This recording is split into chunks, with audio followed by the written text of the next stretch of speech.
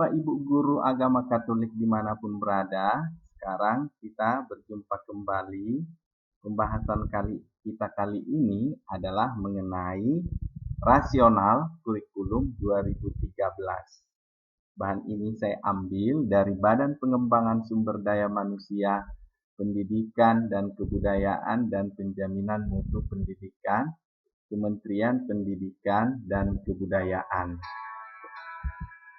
Nah, kurikulum menurut Undang-Undang Nomor 20 Tahun 2003 Pasal 1 Ayat 19 adalah seperangkat rencana dan pengaturan mengenai tujuan, isi dan bahan pelajaran serta cara yang digunakan sebagai pedoman penyelenggaraan kegiatan pembelajaran untuk mencapai tujuan pendidikan tertentu.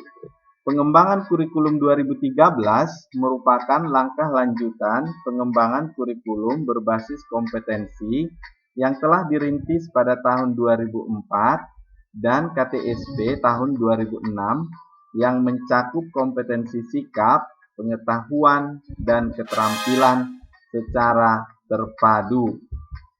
Nah, pendekatan dalam penyusunan standar kompetensi lulusan pada KTSP tahun 2006 adalah standar kompetensi lulusan SKL Satuan Pendidikan, mengacu pada standar isi. Nah, tantangan internalnya adalah tuntutan pendidikan yang mengacu kepada 8 standar nasional pendidikan yang meliputi standar pengelolaan, standar biaya, standar sarana prasarana, standar pendidik dan tenaga kependidikan, standar isi, standar proses, standar penilaian, dan standar kompetensi lulusan. Tantangan internal lainnya terkait dengan faktor perkembangan penduduk Indonesia dilihat dari pertumbuhan penduduk usia produktif. Nah, reformasi pendidikan mengacu pada 8 standar. Bisa dilihat di layar, di mana kurikulum 2013 lebih menekankan standar proses penilaian dan standar proses pembelajaran atau standar isi dan standar kompetensi lulusan. Nah, sumber daya manusia usia produktif tahun 2020 sampai tahun 2035 di Indonesia sangat melimpah. Nah, jadi kompetensi mengharapkan sumber daya itu adalah untuk modal pembangunan. Maka supaya pembangunan bisa berjalan dengan lancar, diadakanlah transformasi melalui pendidikan. Nah, transformasi itu atau perubahan itu dimulai dari kurikulum, kemudian PPK, Sapras, pendanaan, dan pengelolaan. Nah, tantangan masa depan adalah globalisasi, masalah lingkungan hidup, kemajuan teknologi informasi, konvergensi ilmu dan teknologi, ekonomi berbasis pengetahuan, kebangkitan industri kreatif dan budaya, pergeseran kekuatan ekonomi dunia, pengaruh dan imbas teknosains, mutu investasi dan transformasi pada sektor pendidikan, materi TIMSS dan PISA.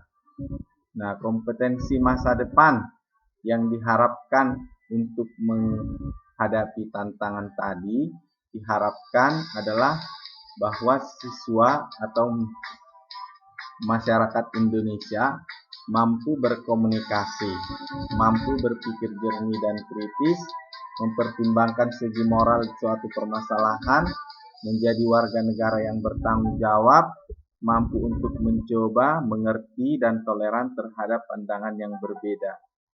Mampu hidup dalam masyarakat yang mengglobal, minat luas dalam kehidupan, kesiapan untuk bekerja, kecerdasan sesuai dengan bakat atau minatnya, rasa tanggung jawab terhadap lingkungan. Nah, persepsi masyarakat bahwa kurikulum yang sebelumnya terlalu menitik beratkan pada aspek kognitif, beban siswa terlalu berat, kurang bermuatan karakter. Nah, perkembangan pengetahuan dan pedagogi, neurologi, psikologi, atau observation atau discovery learning, collaborative learning. Fenomena negatif yang mengemuka yang terjadi, perkelahian pelajar yang sering terjadi, narkoba, korupsi, plagiarisme, kecurangan dalam ujian atau menyontek, gejolak masyarakat atau social unrest. Nah, pengembangan kurikulum 2013. Nah, tujuan pendidikan nasional adalah penyesuaian beban, penguatan proses, pendalaman penguasaan materi, penataan pola pikir. Nah, ini adalah tantangan internal dan eksternal. Maka untuk menjawab itu dilahirkanlah kurikulum 2013. Nah, apa perbedaan kurikulum KBK 2004 dengan KTSP 2006 dan Kilas kurikulum nasional 2013? Yang pertama, kurikulum KTSP standar kompetensi lulusan diturunkan dari standar isi, sedangkan standar kompetensi lulusan K13 diturunkan dari kebutuhan.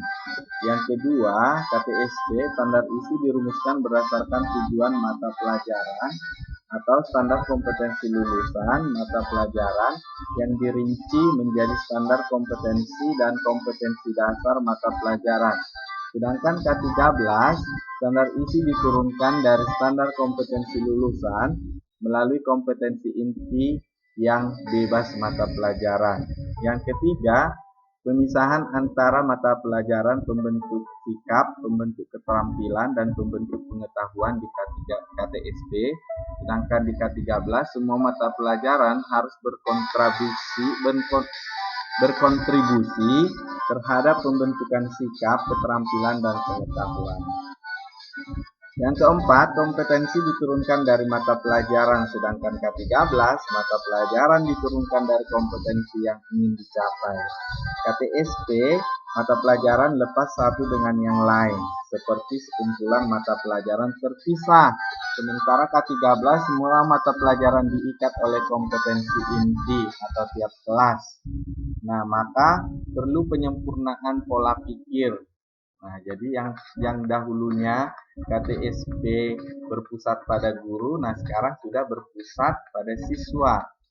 Yang dulunya satu arah menuju interaktif, yang dulunya isolasi tertutup menuju lingkungan jejaring, yang dulunya pasif menuju aktif dan menyelidiki, yang dulunya maya abstrak menjadi konteks dunia nyata, dulunya pribadi menjadi pembelajaran berbasis tim, dulunya luas semua materi diajarkan, sekarang perilaku khas memberdayakan kaidah keterikatan.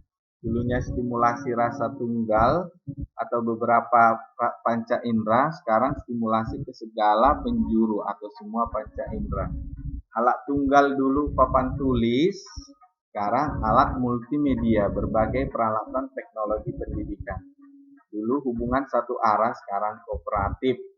Dulu produk massa, siswa memperoleh dokumen yang sama. Sekarang kebutuhan pelanggan siswa mendapatkan dokumen sesuai dengan ketertarikan sesuai potensinya. Dulu usaha sadar tunggal mengikuti cara yang seragam. Sekarang jamak, keberagaman, inisiatif individu siswa. Dulu satu ilmu pengetahuan bergeser mempelajari satu sisi pandang ilmu. Sekarang pengetahuan disiplin jamak atau pendekatan multidisiplin. Dulu kontrol terpusat atau kontrol oleh guru, sekarang otonomi dan kepercayaan siswa diberikan tanggung jawab.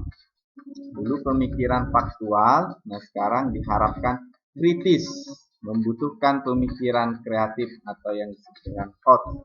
Penyampaian pengetahuan, pemindahan ilmu dari guru ke siswa. Nah sekarang pertukaran pengetahuan antara guru dan siswa, siswa dan siswa lainnya. Nah, bagaimana pola pikir perumusan ke K13?